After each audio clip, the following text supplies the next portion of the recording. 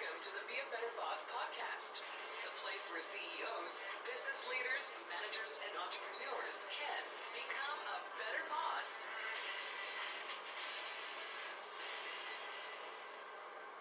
Hello and welcome to the Be a Better Boss podcast, where we have one goal. We are trying to transform the world through transforming the workplace. We are taking lessons that I have learned from the locker room as a sports performance coach into the boardroom. And today, the lesson that we are going to do this with is self-talk. Self-talk is the running dialogue that we have in our minds. And whether we realize it or not, it's always influencing our performance, decisions, and overall happiness. Cognitive behavioral therapy, sports psychology, and even some of the world's most successful athletes point to the immense power of self-talk. And here's the kicker. While it's a foundational element in sports performance, self-talk training is nearly absent from the corporate world.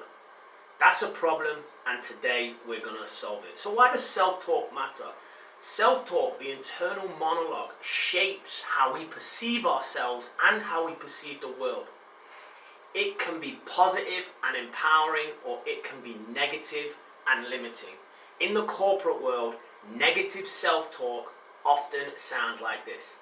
I'm not good enough. I've missed my target. What if I mess this up? Everyone will think I'm a failure.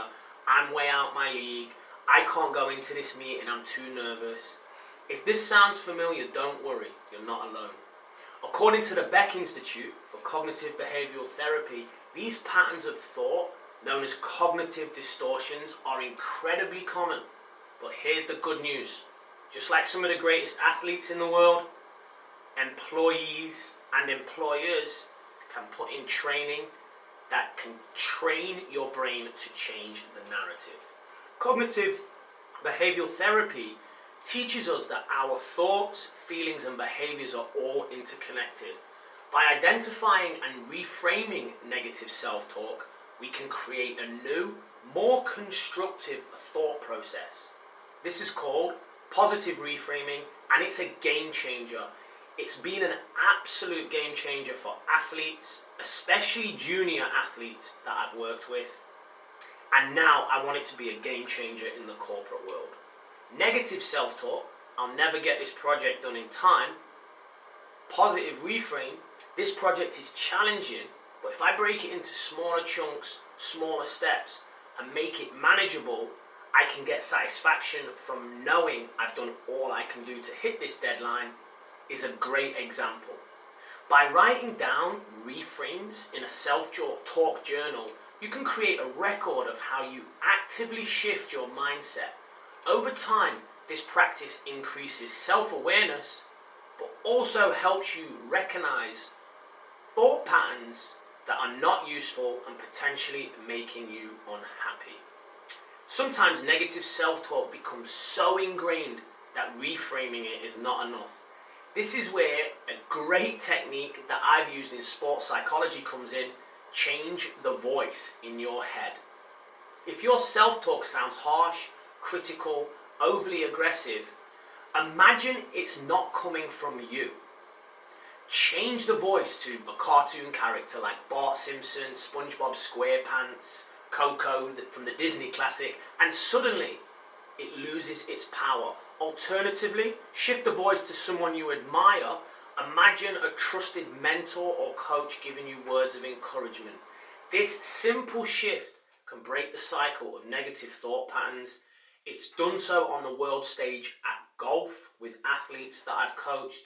It's done so on the world stage at soccer with athletes that I've coached. It's had a huge impact on junior athletes and helped them be happier, high-performing, more young men and women. And it's now time to take this into the boardroom. So, athletes are experts in self-talk. It's one of the things that separate them. The most decorated Olympian of all time, Michael Phelps, used positive affirmations before a race to help him visualize and achieve his goals. Serena Williams, known for mental toughness, often uses powerful self-talk to push through tough matches. She repeats affirmations like, "You are strong, you have got this." Tom Brady, one of the greatest quarterbacks all time, attributes much of his success to his ability to stay calm and confident through self-talk. He shared how he actively counters negative situations with rational, empowering thoughts. So why aren't we teaching this in the workplace? Here's the frustrating part. Athletes are taught to master self-talk from a young age. There is zero corporate training programs that teach this. Yet, self-talk directly influences stress management, resilience, and performance.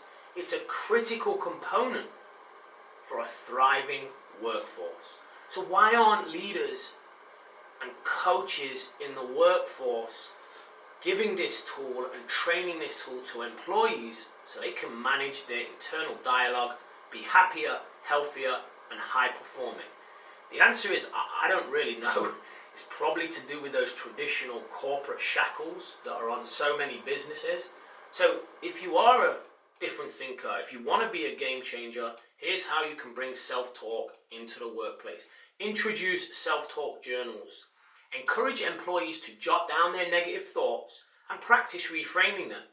Provide examples and templates to maybe make this a little easier to start with. Lead by example. Share your own experiences with self-talk. Share with your team some examples of how you've reframed challenges to model the behavior you want to see. Incorporate training sessions. Bring in a sports psychologist or a performance coach to teach your team about self-talk and the impact it can have on performance. Promote positive language. Create a culture where constructive feedback is the norm. This helps employees internalize positive self-talk rather than catastrophize and see things as harsh criticism. Celebrate growth. Recognize employees for their progress, not just their outcomes. This reinforces a growth mindset and encourages positive self-talk. So at one of your next meetings, rather than celebrate someone who smashed their target, celebrate someone who stuck to their self-talk journal 21 days in a row. Celebrate someone who took a problem that they were having that constantly ruminated in their mind and used this strategy to feel happier, healthier, lighter, and have a clearer headspace. So let's connect self-talk to performance and happiness. Mastering self-talk isn't just about reducing stress. It's also about unlocking higher performance. When employees learn to manage their inner dialogue, they become resilient, they become focused, and they ultimately can become fulfilled and move away from looking at targets, the hedonic treadmill, the arrival fallacy that we've discussed previously. Happy, engaged employees will then lead to better results. And in the corporate world, we have it upside down. We often trying to get better results, and then we think our employees will be happy. This is simply not the case. Self-talk is one of the most powerful tools we have, yet it's woefully absent in corporate training. If athletes like Michael Phelps, Serena Williams, and Tom Brady are using it to achieve greatness in sport, and they value mastering their inner dialogue, why aren't we doing the same principles in the workplace? Let's transform the world by transforming the workplace one thought at a time. To dive deeper into strategies like this, check out my upcoming book, The Administrative Athlete, Lessons from the Locker Room to the Boardroom.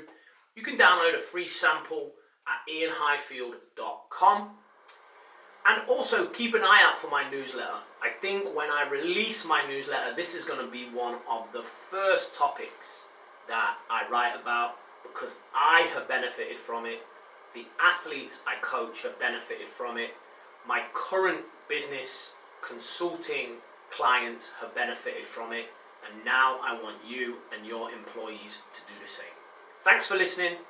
And remember, next time your inner voice starts to criticize, take a deep breath, ask, how can I reframe this to serve me better? And if you're still struggling, Change that voice in your head. I'm Ian Highfield. Be a better boss. Thank you for listening to the Be a Better Boss podcast, helping business leaders transform the world.